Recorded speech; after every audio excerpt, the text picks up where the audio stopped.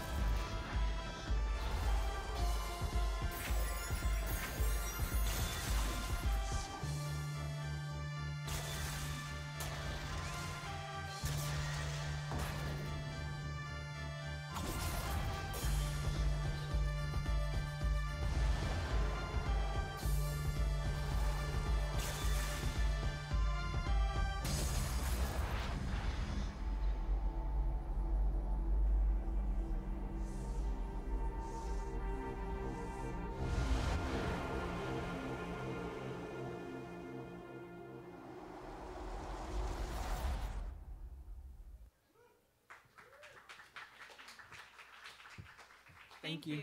Yeah, that is coming out literally 1 week from today. So it's been a project we've been working on for a little over a year, and we'll talk about that a little bit today.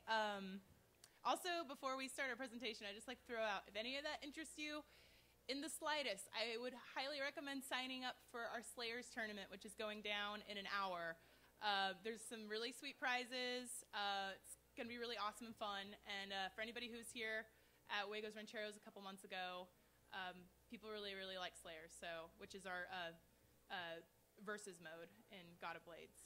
So anyway, I'm going to set up our PowerPoint, and I'm going to get some of our music going, and I think George is going to talk a little bit about how we came to be. Let me set this up. Oh, okay. I'll tell the story, I suppose, very briefly of how we met. Joe and I went to school together. We ended up meeting Adrian through a friend of Joe's, and Joe and I met Jason when he was, I think, intoxicated at Spider House painting a Bigfoot, but it was really good, like abnormally good painting a Bigfoot. So I ended up inviting him to sit with us, and then some months later we started a game studio. But yeah, so our game, God of Blades, is sort of, we decided to try to channel everything that we loved about 1970s, 1960s fantasy paperbacks and sort of reading into a side-scrolling game. And we wanted to make it something that wasn't like any of the other side-scrolling games that we had grown up with, but that did call back to them. And one of the ways that we did that was by taking our artistic inspiration from literary sources and decaying media in the form of old art and old novel covers. And we ended up sort of achieving a combat mechanic that we were really happy with on a core level, in large part thanks to Adrian, by linking animation with physics so that you don't have these kind of pre-canned battles, but everything is sort of rhythmically physically influence conflict in which every significant object in the game to the player has a sort of physical essence that's subject to shattering. And then on top of that, we layered a lot of weird sword mechanics and that kind of stuff. So I'm going to turn it over to Jason for a little bit. Yeah, could you go back, Joe, one? Yeah, totally. So, like George said, one of the things we didn't want to do was necessarily look at games for inspiration. We decided to take the side-scroller and break it down to its most basic components and then look at other things we liked, like books, particularly old paperback fantasy novels, and use those as the main driving force behind the game. So these are a bunch of awesome, incredible covers that we found that we have hundreds of these that we look at all the time. But we took this sort of style and we broke it down into, like, what is it? It's the color, it's the way the figure is composed. Artists like Frank Frazetta and, these really, really strange, trippy, just like liquid effects and photographs and stuff that you don't really see anymore.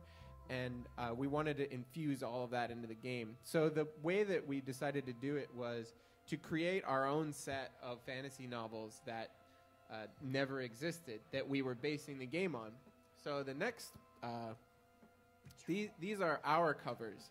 So these are the books that our game is based on. And they're all great. They're all fake. And there's more to it than just the color and the imagery. A lot of it has to do with the wordplay of the titles, like Eternity Cries the Blade, and even the names of the authors, which we have our own little author name generator. That's a proprietary secret. But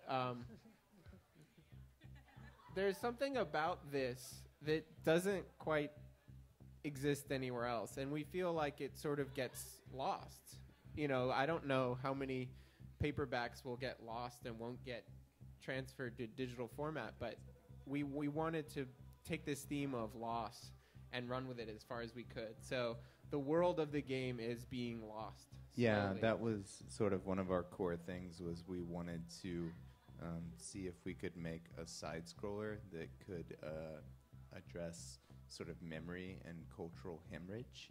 And this was sort of the lens that we chose to do it through. And, I think that it's sort of an interesting thing to think about using digital media to talk about decay of analog media and sort of, I don't know,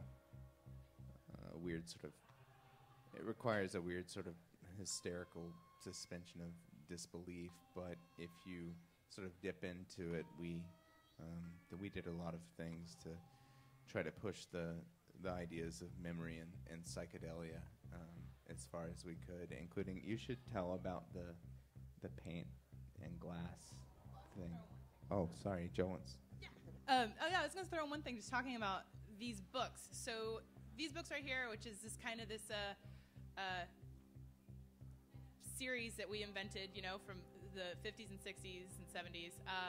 So when we first started production for God of Blades, I mean, we're a scrappy, poor team, and we essentially, really, once we started up as officially White Whale a year ago, we talked to everybody that we could that in any way was in any way related to video games, to tech, to art, any of that business. And from there, I was noticing a pattern when I was talking about our project. I was talking about this, like, prog fantasy side-scroller, kind of showing just some of the imagery, and people really started to talk about books and physical things that were really important to them. They would talk about, this reminds me of, this Michael Moorcock book, or this whole series that I used to have when I was younger, and I know it's, like, still in my parents' attic, and I just remember even, like, the old smell of the paperbacks. And, we started to pick up, like, bit by bit that was something really, really important to people and something that they really identified with this project. And that's actually what led to us creating this kind of this pseudo series of God of Blades books and creating these covers. And people really, really got interested in that. And that's I mean, from there, another facet of our game that kind of came to be because of that, because people's interest in that, is myself and George were both, I just recently got my master's in information studies, and George is a PhD student in the School of Information. And I think to all of us, all four of us, in one way or another, libraries are very, very important, and just literature and whatnot. And from there, that's where our feature in our game, we have swords that can be unlocked specifically by checking into real-world physical libraries, or in real-world libraries, and just going to a library, telling the God of Blades game you're at a library, and you'll unlock really cool stuff. So, but that happened just by talking to people and seeing that this was just such a the memory of just paperbacks and whatnot was such a significant thing to them. So, yeah. What else are we talking about? There's there's not too much to say about the art style that you can't see, but it's obviously was very influenced by Roger Dean and Frank Frazetta and all of my heroes from when I was growing up. And we really didn't want to make a game if it couldn't look like a painting. And so we tried very, very hard to we didn't want to achieve realism. We didn't want to achieve cartoony realism. We wanted to achieve very specifically an old fantasy painting, and it took a lot of trial and error to get there. But that was basically the goal. Was if I pause the game, does this screen look like it would be on the cover of one of these novels? And that was the goal the whole time. Yeah, I mean, the game is it's on these computers down here, and I guess we should see if anybody has any questions too. Yeah, at this point, let's just honestly, we want to talk about what you guys are interested in talking about. So, I mean, there's so many things we could talk about, whether you want to talk about fantasy or Kickstarter or surviving as an indie game team, any of that business. We did do a Kickstarter. It's true. A very meek Kickstarter. We got a question here on the floor. So you talk about the way the books decay and that being something you want to represent in the game. How do you feel about the fact that your game won't decay? One day it'll be on a dead platform. Yeah. I'm a dork about digital preservation and digital media, so I'll fill this one. I think it's great. I would consider it sort of a structural commentary on the substance of sort of the medium, which is that our game will decay and so will everyone else's. And that's inevitable, but that's also something that makes it interesting, in that these kinds of experiences, as much as we think of them as being by experiences, I mean experience in interactive medium as being sort of a,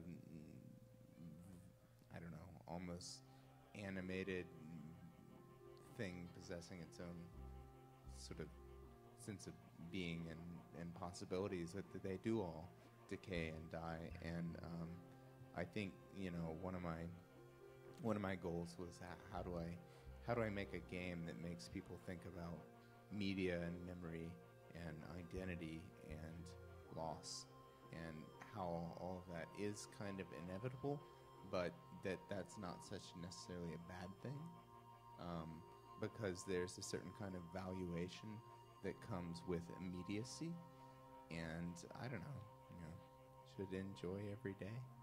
That's my weird providence answer. in the fall of a sparrow. Got another question on the floor. And then I have a question.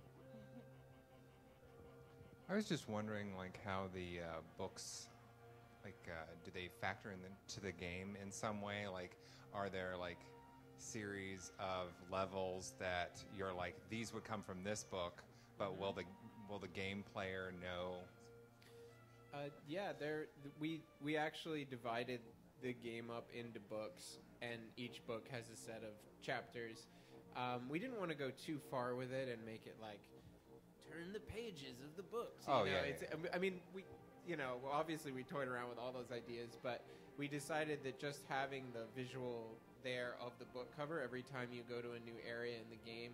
Or, for instance, when you play our survival mode, which is called Eternal, there's 2 books that you pick one of to decide what environment you want to be in. Just, it's purely aesthetic, and it's, we tried to carry the books through as much as we could, because people seem to respond to them so well, but also it's just a great way to sort of divide up your story, too. And I noticed in the trailer, that you guys showed, that there was like stuff going on in the background that you're not like interacting with and everything. But I assume that's like part of like the storyline. It is. Of the book. I gotta confess that when we started working on this, I was like, no, we can't build a world without knowing its entire history. So I holed up for like, I don't know, 2 weeks or something, and came back unshaven and crazy looking. And I'm like, have I got something for you guys? And it was this whole like, I don't know, I started it in some pretentious ass fashion. It's like, it's not a teleologically centered worldview in this planet, whatever. But we had an extensive Bible of sort of cultural progression and decay and all these kinds of things, and it ended up influencing the artistic design of a lot of the places, as well as sort of the experience design and a lot of the levels. But there's something even weirder came out of that than me writing a novella about this place. Yeah, I'll throw that out. So it's very interesting, this whole idea of like books and memory and everything. What kind of happened from that? Literally a year ago, Fantastic Arcade, Fantastic Fest 2011. We met a guy who's right over here in the audience, actually, I think, Alex Kachu, part of Django. And Django Media is a really cool production team that's just working on all sorts of really cool, just really interesting projects in film. But we just met him and chatted it up here and just started talking about our game and our vision and our stories. And he happened to know a really cool writer named Greg Mahler. And actually, these books that we keep talking about that are just like this imaginary world, actually a real life book will be coming out about the God of Blades universe, which is pretty trippy to think. But in the next couple months, an interactive iBook in the iBook store will be coming out that will have some behind-the-scenes stuff and just really compelling stuff about this universe. Because George talks about it a little bit, about this basically this Bible he wrote of this universe, and literally, yeah, it's this massive pages on end of like all these different cultures in this world and what each statue is. Like when you're running through the game, if you see a statue, there's a story behind it. If you see something going on, there is a mega story behind that, which George can tell you probably a 10-minute tale about. So anyway, I wanted to throw out there, yeah, we'll be having some books out there with more about this God of Blades mythology in the next couple months. So keep an eye on that. God of Blades is super interesting because it's a really deep world with a lot of content and a lot of subtext to it, but it's a very... the single-player game, it's an incredibly simple interaction window into that. Like, you have a very limited amount of things that you can do. It's a very simple play style. It's very satisfying, but you're always kind of trying to, like, reach back into the backdrop to bring stuff out. But I wanted to ask you guys about play mechanics, specifically Slayers, which takes that kind of runner rhythm slash and adds this whole, like, additional kind of, like, weird... I don't even know what to compare it to. Like, it's almost like Nidhogg in a weird way, where it's very well balanced, and I'm super excited about it. I wonder if you could tell us about how that came about. And God of Blades. It's really, yeah. Y'all should talk about Yeah, Nidhogg was certainly an influence, but and I really like Nidhogg. But one of the things about Nidhogg that makes it so interesting is that it's a very nimble game. It's a lot of it's about sort of split-second decisions, and we wanted to sort of see what would happen if you put two sort of seas of swords against each other and made it sort of cleaving inevitable. Can you explain real quick how the mechanic of Slayers works? Yeah, absolutely. So in Slayers, each player chooses sort of their champion from a light, medium, or heavy class, and then you spawn with in the middle of a weird icy bridge in this like occult glacial sea where you have about 25-foot soldiers on each side, and it's sort of like a tug of war where you are trying to outsword fight the opponent's people and get to their end of the bridge and smash a skull. And that summons their champion and causes them to lose their reserve. So because weapons can break in this game, you end up with these sort of plucky guys that, cut through a couple guys with a broken blade, and you feel like a sort of natural narrative has occurred. And it always results in a boss fight, but it's sort of, it's a weird thing. I think Adrian should talk a little bit about when you first started putting putting Slayers together, like from a programmer standpoint. Like, it's a lot different because God of Blades is designed as a one-person game. Like, how kind of the stressor of that, maybe how that differs from God of Blades. Yeah, so Slayers, we had actually, a long time ago, one night I was really bored, so we just kind of set it up and made it so that you could play one person against the other, and the game wasn't at all designed to do that, but it was interesting because we had set up the game in a way that the swords would move in a physical fashion, so it kind of just worked in a really nice way. But a lot of the mechanics, like the powers and stuff, we couldn't transfer over to Slayers, so there's a lot of stuff that we had to simplify. But in a way, it was really satisfying that building the God of Blades in a way that was very physical and extensible made it really easy to set up this other game that just kind of stemmed off of it. And we basically built Slayers in a week. We were actually not going to do it. And then we all decided that it'd be cool. I think it was Wiley and Brandon who convinced us that we had to do it in time. So yeah. We actually didn't want to do it because we thought it was going to take forever, but it was really, really satisfying to see it just come together really quickly and to take the tools that we had built for God of Blades and see that they were and the version of God of Blades that's on these computers has Slayers built into it. So two people can play it. One has to use the controller, one has to use the keyboard, but it's still really fun. And you guys should sign up for the Slayers tournament as well. And the one of the notes about it's kind of hard, like, I guess there's not really, unless you do the tutorial, the way of playing the game is just up, down, left, right. So it's super simple, but it's really, really satisfying, and especially like the physical aspects of everything and using the powers that you have for each sword, and like every sword has basically a different feel to it. So it's really fun to see how simple a mechanic it is and how much you can do with it. So, yeah. I also wanted to ask about some of the Slayers does some really cool stuff with randomized text.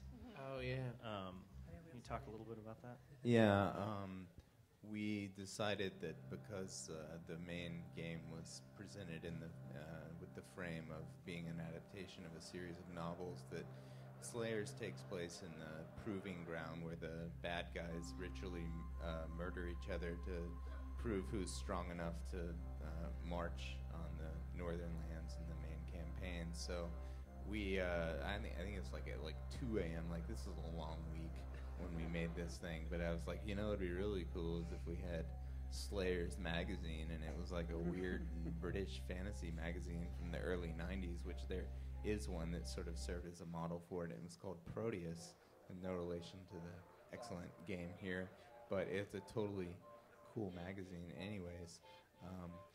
We decided that if you won, your reward for winning, other than winning, would be that you saw your champion on the cover of Slayers magazine and you got to read the last sentence of the short story that revealed their origin. So I wrote a little procedural story generator, and people really got a kick out of that. And actually, it's like maybe my favorite part of it. It's one of my man, I can't. Like, shit. You'll see a bunch during you'll during see the a lot. yeah, you'll see All a the- ton, and the all the names are randomized too, It's right? like- yeah, the names are all randomized too. Yeah, all the names champions. of the champions and their weapons are randomized, and it's sort of like 80s metal mixed with like 70s or 60s purple prose. Yeah, It's everyone really would make embarrassingly over the top. make an excellent Judas Priest song. Like, they're all great. They're like, Hell Grinder, and it's probably All the my more favorite reason thing. to sign up for the tournament. So, And you know. this newest version, they're all randomized. Like they actually look different as Yeah. well. There's we added a randomization where like different weird like spike bone They all get- things. they all come get out their of own them, Gwar so they all costume. look different. So Yeah. Looks like we've got a pretty healthy sign-up sheet for the tournament. Another question here from Randy. Howdy. So, how are you guys? Excellent. So I was thinking about how our studio made Spider, right?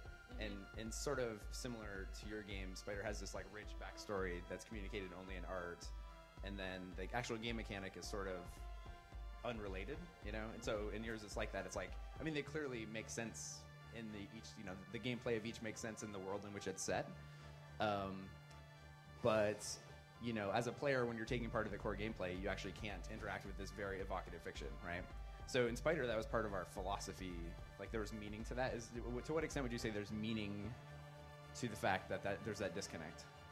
I would say there's a lot. One of the core design principles that we settled on before we started building any assets was that we, instead of trying to look at how other side-scrollers constructed stages, we went back to, we were like, well, people have been telling visual stories across two-dimensional space for thousands of years. So we went back and looked at the things that we specifically ended up focusing on were Japanese narrative scrolls, which were carried from village to village during a time where a majority of the population was illiterate, and they would be many feet long, and they would be laid out, and people would literally walk along, and they would sort of, in a pictorial fashion, receive the often religious information that was being communicated. And then sort of looking at panoramic paintings from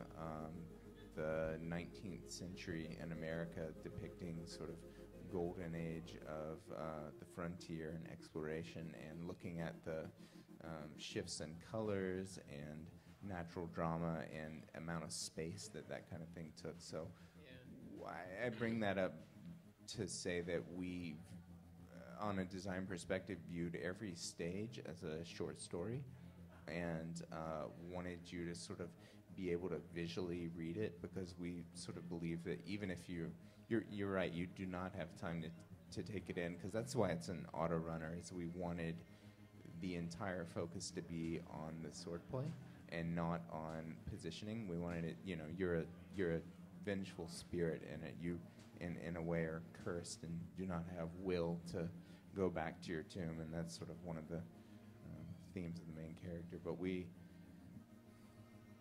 wanted to sort of make it so that we believed it was be rich enough that the weight of that fiction would bleed into the experience, whether or not you were consciously observing it or not. If that answers your question. It also, it's like most 2D games that we grew up playing, and I'm sure you guys thought about this with Spider too, it's like the environment tells the story. So you can't just have the same asset repeating over and over again. You have to have things that are sort of touchstones for you to see, and that was one of the biggest challenges, because you save a lot of texture memory by repeating a mountain over and over again, like most games we grew up with did. We did. I mean, I say we didn't look at many games, but probably the biggest game influence would be the old Psygnosis games. Like Shadow of the Beast was huge, but you go back and look at Shadow of the Beast and what's that other one with the owl? I love that game. I can't remember what it's That called. was the but logo for all of Psygnosis stuff was the owl. they made a game with that owl too. I can't remember what it was called, but beautiful backgrounds, but they're always just repeating over and over again. And the idea of like the dioramas at the Museum of Natural History, like moving around something and seeing things come out behind things and having actually a unique stage. It actually was a much bigger challenge than we thought it was going to be because we couldn't just reuse stuff. More Randy. That was all great. So to kind of narrow the question down is like when the player is playing the game, they're just, their conscious mind is very focused on the sword play, and that's the gameplay. But the environments are so evocative that they're drawn to them, like they want to do something about it, Right. but there's nothing to do. And to what extent was that deliberate, and what does it mean? Well, I think. Sorry, I didn't know it was like that close to my face. Yeah, I did get excited because that is a really good question. Well, in one sense, what it means is that you're a cursed memory that's coming back to the world, having to act out a war that you already fought in, but you don't remember. And I sort of find that resonant with the sort of idiom of a haunting, that it's a thing, it's a cycle that repeats itself again and again, but doesn't leave a lasting trace on anything. And we do have some environmental factors that you can change, particularly towards the end of the game, where you go through this weird psychedelic dimension and receive sort of a pat on the shoulder from a dead weird god, and then you're able to go let other spirits be free. But at the end of the game, you sort of end up and sort of cursed for all eternity to stand on a mountain and point your sword to the sky to ward off devouring forces. So I think maybe the answer is that it's sort of, I don't know, it's poking at never fully really being able to touch things in that environment. And that, again, comes back to the idea of being a spirit, being a remnant. And, yeah. Also, I feel like we've talked about this before, George. I've always thought that one of the biggest pitfalls of any kind of genre artwork, be it movies or games or comic books or what have you, is over-exposition. And I'm always, like, super gravitate towards genre stuff where they're like, that world's there, but, like, I'm not going to explain it to you. That always seems much more powerful. Yeah, that was a big influence. Like, one of my favorite, world builders is probably Hayao Miyazaki, and I feel like he only lets you see maybe 3% of what he knows about the world, but that isn't really what's important. That isn't why he's presenting you with things. It's not so that you can admire his world-building skills. It's that you can experience the narrative that he's crafted for you. And, in our game, I think I forgot to say this, but all of the weapons wielded by the main character are also specters or ghosts, in a sense, shadows of weapons that existed in the history of that world that he calls forth from sort of the same place that he's called forth from, and they each have their own sort of physically driven powers. But a lot of the story of the world is, instead of leveling up and getting 5 hit points or getting 50 gold and going to the store, you gain memory, but it's sort of a weird Jungian collective memory that allows you to pull things out of the ether that you wouldn't have really known about.